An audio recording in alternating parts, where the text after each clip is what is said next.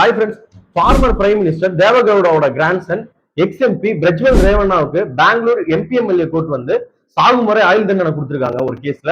அந்த கேஸை பத்தி இந்த வீடியோல பார்ப்போம். முதல்ல பிரஜ்வல் ரேவண்ணா அவருடைய எம்பி பதவியை எப்படி இழந்தார்னு சொல்லி பார்ப்போம். 2019 நடந்த லோக்சபா எலெக்ஷன்ல கர்நாடகாவில் இருக்கிற ஹாசன் மக்களவை தொகுதியில அவர் மதச்சார்பற்ற ஜனதா தளம் மூலியமா போட்டியிடுறாரு. அதுல வெற்றியும் பெறாரு. வெற்றி பெற்று 2023 ஹானரபிள் கர்நாடகா ஹைகோர்ட் வந்து அவருடைய எம்பி பதவியை டிஸ்குவாலிஃபை பண்றாங்க.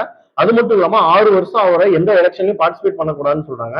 ஏன்னு சொல்லி பாத்தீங்கன்னா 2019 அவர் வேட்புமனு தாக்கல்ல ஒரு அபிடேவிட் ஃபைல் பண்ணிருப்பாரு. அந்த அபிடேவிட்ல அவருடைய சொத்து விவரங்கள் முறையா குறிப்பிடலன்னு சொல்லி டிஸ்குவாலிஃபை பண்ணிருப்பாங்க. அது இல்லாம 6 வருஷத்துக்கு எந்த எலெக்ஷன்லயும் பார்ட்டிசிபேட் பண்ணக்கூடாதுன்னு சொல்லியிருப்பாங்க. பிரஜ்வல் ரேவண்ணாவுக்கு தண்டனை கொடுத்த இந்த கேஸை பத்தி பார்ப்போம். 2019 இருந்து 2023 வரைக்கும் அவர் எம்பியா இருந்திருப்பாரு. அவர் எம்பியா இருந்த பீரியட்ல அவர் வீட்டு பணிப்பெண்ணை வந்து அவருடைய டாமினன்ஸை பயன்படுத்தி தொடர்ச்சியா அவங்களை பாலியல் வன்புணர்வு பண்ணியிருப்பாங்க. அது மட்டும் இல்லாம செக்ஷுவலா ஹராஸ் பண்ணி அது போட்டோஸ் வீடியோஸும் எடுத்து வச்சிருப்பாங்க. அந்த விஷயத்த வெளியே சொன்னா இந்த போட்டோஸ் வீடியோஸ் நான் லீக் பண்ணிடுவேன்னு சொல்லி மிரட்டலும் எடுத்து வச்சிருப்பாரு.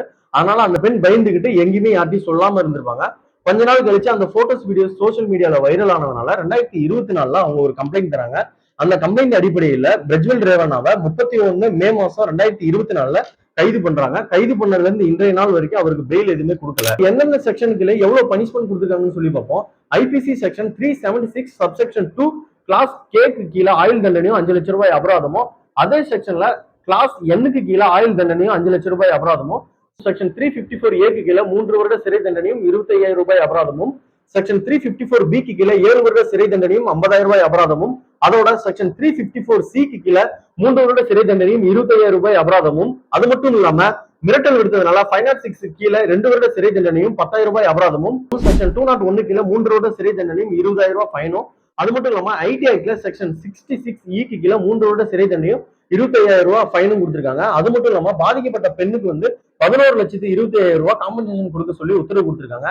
இந்த தீர்ப்பை பத்தி நீங்க என்ன நினைக்கிறீங்கன்னு சொல்லி கமெண்ட்ல சொல்லுங்க. தேங்க்யூ.